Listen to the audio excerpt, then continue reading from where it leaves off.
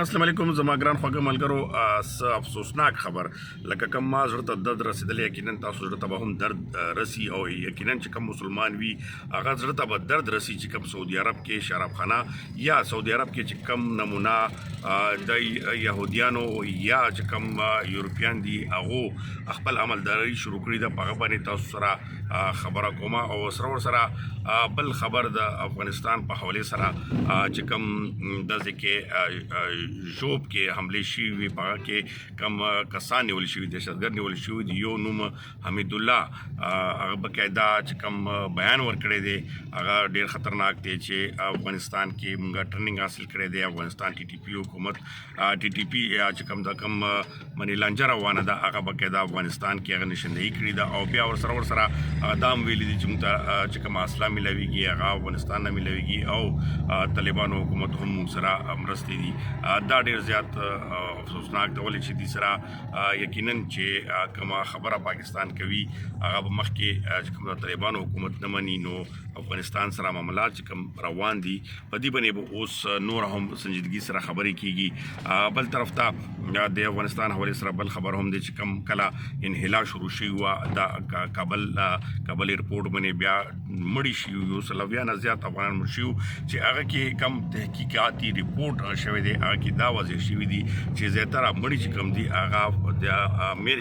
امریکن چې کوم فوزیانو هغو فایرنګ له وجې هلته چې کوم عام خلک وو چې هغو تګ کوشش کولو ایرپورټ باندې کابل ایرپورټ هوایي ډګر باندې تلي وو د هغه فیملي ته نقصان رسولی دی او ډېر زیات ژوبل شوي هم وو نو هغه کې واضحه توګه باندې دغه انکشاف شوی دی چې هغه کې د امریکن شامل وو اوس رضو د سعودي عرب په حوالې سره سعودي عرب کې باقاعده توګه د شرابخانې اجازت ورکړی شوی دی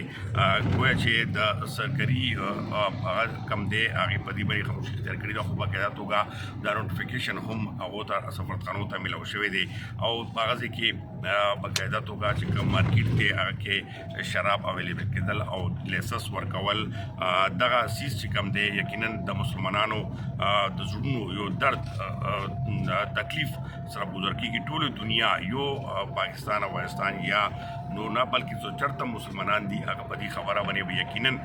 چې ډېر زیات درد لري ډېر محسوس کوي ولې چې ما واورېدله نو ما ته یې ډېر زیات تکلیف راکړو ولې چې زمونږ عقیده یا زمونږ ایمان سعودي عرب حکومت په خپل ځای خو سعودي عرب چې کومه خاوره ده بیا په سعودي عرب لکه موږ که وګورو زمونږ کعبه زمونږ چې کوم طرف ته روخ کوو مونځ ادا کوو د کعبې بیا حج عمره هلته نه ادا کوو هغه نه علاوه زموږ مذهبي چې کوم تړون دی د مسلمانانو هغه سعودي عرب سره دی نو سعودي عرب حکومت دا لومبی هغه نه د دې نه مخکې که تاسو لیدلي وي زناناو حوالې سره که ډریویک لیسنس وو پردې حوالې سره هغه هم هغه څه کې ورو شروع شوی دی ورسره بیا تاسو ګورئ چې په سعودي عرب کې مخکې کال باقاعده توګه د ډانس کلب د دغه شانتې شوګانې شوي وې د انډیا ډاکټران لاړو هغو ته په ټوکو ورکړی شوی نو په سعودي عرب کې هم د یهودي ایجنډا یا موږ ووایو چې کوم یورپي ایجنډا ده هغه ورو ورو کېږي لکه څرنګې هغو اول کوشش دا وي چې کسان لیبرل کی یا هغه ځای کې بیایي خوره کی نو موږ په ملکونو کې یا نورو ځایونو کې خو دوی لکه ترک حکومت سره یې څه وکړل همدغه شانتې که تاسو ګورئ په ایران کې داسې شوي وو په ایران کې خمیني حکومت راغله دا لویې کیسې دي خو بهرحال مسلمانانو سره اکثر داسې کېږي خو په سعودي عرب کې دغه شانتې واقعات باندې یقینا ټولې دنیا مسلمانان ډېر خفګان اظهار کوي او یقینا دې خبرې باندې پاسېدل پکار دي او سعودي عرب حکومت یا د کوم وکدران دي هغه په دې خبره پوهول غواړي چې دا یوازې ستاسو خاوره نه بلکې دا د ټولو مسلمانانو یو مذهبي عقیده یا مذهبي تړون لري او دا خاورې ته دغه شانتې سرګرمیانې چې کومې دي هغه نه دي پکار نو په دې باندې یقینا احتجاج سره